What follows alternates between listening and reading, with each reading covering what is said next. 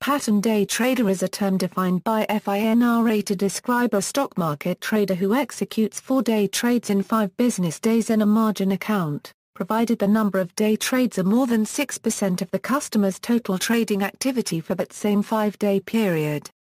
As the trader is exposed to the potential risks involved in day trading and potential rewards, it is subject to specific requirements and restrictions. Basic summary: the FINRA rule applies to any customer who buys and sells a particular security in the same trading day, and does this 4 or more times in any 5 consecutive business day period. The rule applies to margin accounts, but not to cash accounts. A pattern day trader is subject to special rules. The main rule is that in order to engage in pattern day trading you must maintain an equity balance of at least $25,000 in a margin account. The required minimum equity must be in the account prior to any day trading activities. 3 months must pass without a day trade for a person so classified to lose the restrictions imposed on them. Pursuant to New York Stock Exchange 432, brokerage firms must maintain a daily record of required margin. The minimum equity requirement in FINRA Rule 4210 was approved by the Securities and Exchange Commission on February 27, 2001 by approving amendments to NASD Rule 2520. Definition: a pattern day trader is generally defined in FINRA Rule 4210 as any customer who executes 4 or more round-trip day trades within any 5 successive business days. FINRA Rule 4210 is substantially similar to New York Stock Exchange Rule 431. If, however, the number of day trades is less than or equal to 6% of the total number of trades that trader has made for that 5 business day period, the trader will not be considered a pattern day trader and will not be required to meet the criteria for a pattern day trader. A non-pattern day trader can become designated a pattern day trader anytime if they meet the above criteria. If the brokerage firm knows, or reasonably believes a client who seeks to open or resume trading in an account will engage in pattern day trading, then the customer may immediately be deemed to be a pattern day trader without waiting 5 business days. Round trip definition: the purchase and subsequent sale of aforementioned purchased. Day trading refers to buying then selling or selling short then buying back the same security on the same day. Interpretation for more complex situations may be subject to interpretation by an individual brokerage firm. For example, if you buy the same stock in 3 trades on the same day, and sell them all in one trade, that can be considered one-day trade or 3-day trades. If you buy stock in 1 trade and sell the position in 3 trades, that is generally considered as one-day trade if all trades are done on the same day. 3 more day trades in the next 4 business days will subject your account to restrictions for 90 days, or until you deposit $25,000 into your account, whichever comes first. Day trading also applies to trading in option contracts. Forced sales of securities through a margin call count towards the day trading calculation. Requirements and restrictions. Under the rules of New York Stock Exchange and Financial Industry Regulatory Authority, a trader who is deemed to be exhibiting a pattern of day trading is subject to the pattern day trader rules and restrictions and is treated differently than a trader that holds positions overnight. In order to day trading minimum equity, the account must maintain at least $25,000 worth of equity. Margin call to meet minimum equity. A day trading minimum equity call is issued when the pattern day trader account falls below $25,000. This minimum must be restored by means of cash deposit or other marginable equities. Deadline to meet calls. Pattern day traders are allowed to deposit funds within 5 business days to meet the margin call, non-withdrawal deposit requirement. This minimum equity or deposits of funds must remain in the account and cannot be withdrawn for at least 2 business days. Cross guarantees are prohibited. Pattern day traders are prohibited from utilizing cross guarantees to meet day trading margin calls or to meet minimum equity requirements. Each day trading account is required to meet all margin requirements independently, using only the funds available in the account. Restrictions on accounts with unmet day trading calls. If the day trading call is not met, The account's day trading buying power will be restricted for 90 days or until day trading minimum equity margin call is met. Day trading buying power. The rule provides day trading buying power to up to 4 times a pattern day trader's maintenance margin excess. The excess maintenance margin is the difference of the account equity and the margin requirement. For example, if a trader has $100,000 worth of equities with no margin loan, the leverage ratio is 4-to-1, meaning that it can buy securities of up to $400,000. If the account has a margin loan, the day trading buying power is equal to 4 times the difference of the account equity and the current margin requirement. For day trading in equity securities, the day trading margin requirement shall be 25% of either the cost of all day trades made during the day, or the highest open position during the day. If a client's day trading margin requirement is to be calculated based on the latter method, the brokerage must maintain adequate time and tick records documenting the sequence in which each day trade is completed. Time and tick information provided by the customer is not acceptable.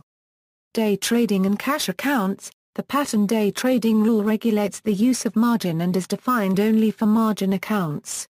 Cash accounts, by definition, do not borrow on margin, so day trading is subject to separate rules regarding cash accounts. Cash account holders may still engage in certain day trades, as long as the activity does not result in free riding, which is the sale of securities bought with unsettled funds. An instance of free riding will cause a cash account to be restricted for 90 days to purchasing securities with cash upfront. Under Regulation T, brokers must €OE freeze euro and INF store euro unregistered trademark S account for 90 days if they sell securities that have not been fully paid. During this 90-day period, the investor must fully pay for any purchase on the date of the trade.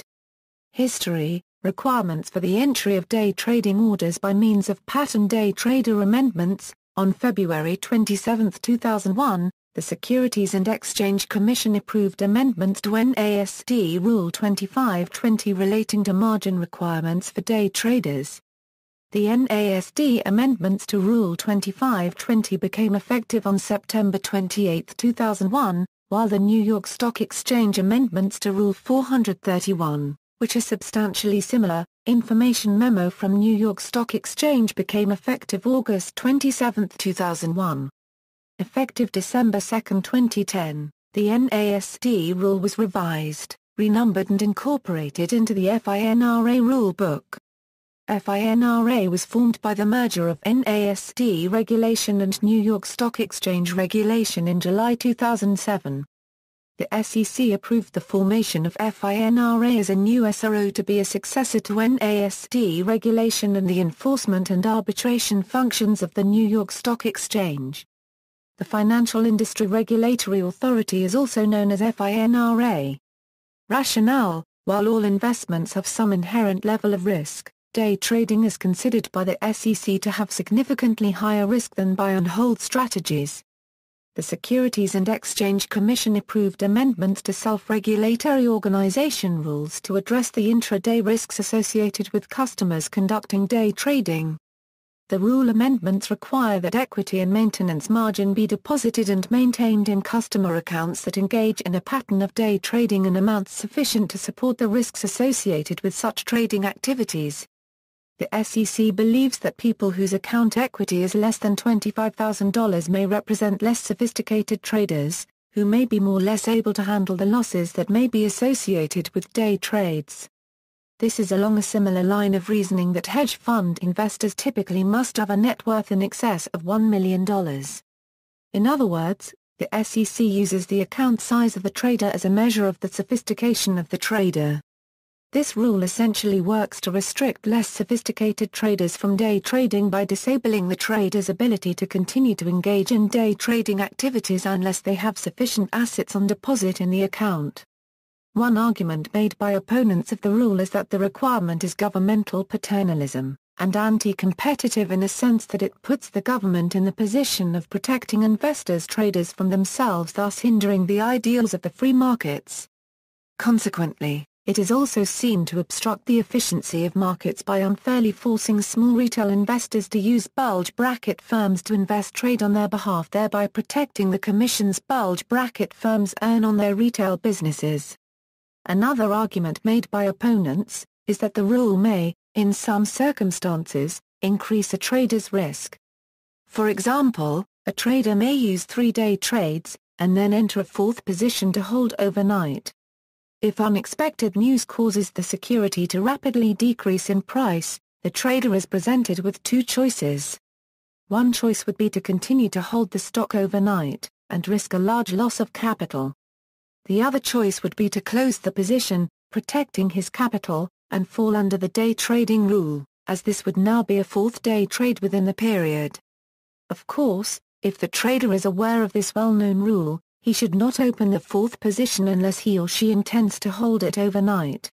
However, even trades made within the 3-trade limit are arguably going to involve higher risk, as the trader has an incentive to hold longer than he or she might if they were afforded the freedom to exit a position and re-enter at a later time.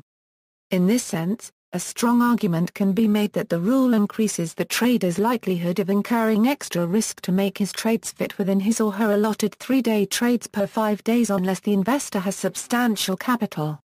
The rule may also adversely affect position traders by preventing them from setting stops on the first day they enter positions. For example, a position trader may take 4 positions in 4 different stocks.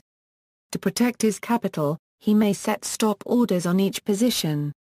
Then if there is unexpected news that adversely affects the entire market, and all the stocks he has taken positions in rapidly decline in price, triggering the stop orders, the rule is triggered, as 4-day trades have occurred. Therefore, the trader must choose between not diversifying and entering no more than 3 new positions on any given day, or choose to pass on setting stop orders to avoid the above scenario.